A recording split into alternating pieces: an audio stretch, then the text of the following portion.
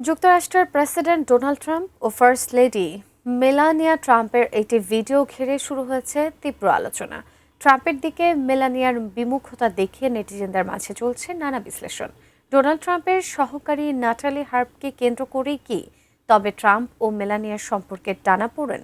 এ নিয়ে বিস্তারিত জানাচ্ছেন ত্রিবেণী তনু।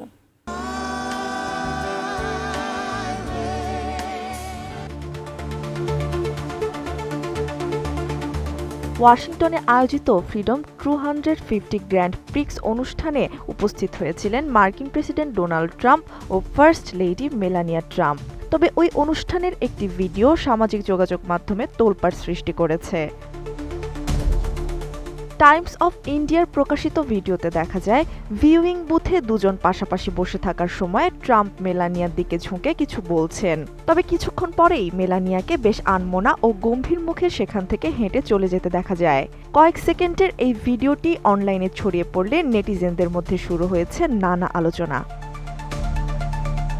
এনডিটিভির প্রতিবেদন মতে ভিডিওর অডিও অস্পষ্ট থাকায় অনেকেই লিপ রিডিং বা ঠোঁট নাড়া দেখে তাদের কথোপকথন বোঝার চেষ্টা চালান।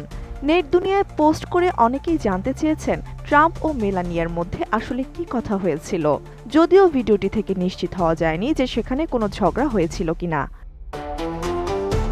কোয়ালিটি সম্পন্ন আন্তর্জাতিক মানের still bar CSRM, committed for better still. নেটিজেনদের একাংশ এই দূরত্বের জন্য ট্রাম্পের এক সহকারীকে দায়ী করছেন।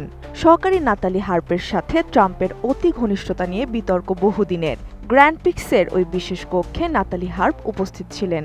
তাকে দেখা মাত্রই মেলানিয়া সেখান থেকে বিদায় নেন। টাইমস অফ ইন্ডিয়ার প্রতিবেদনে দর্শকদের এমন মন্তব্য তুলে ধরা হয়েছে।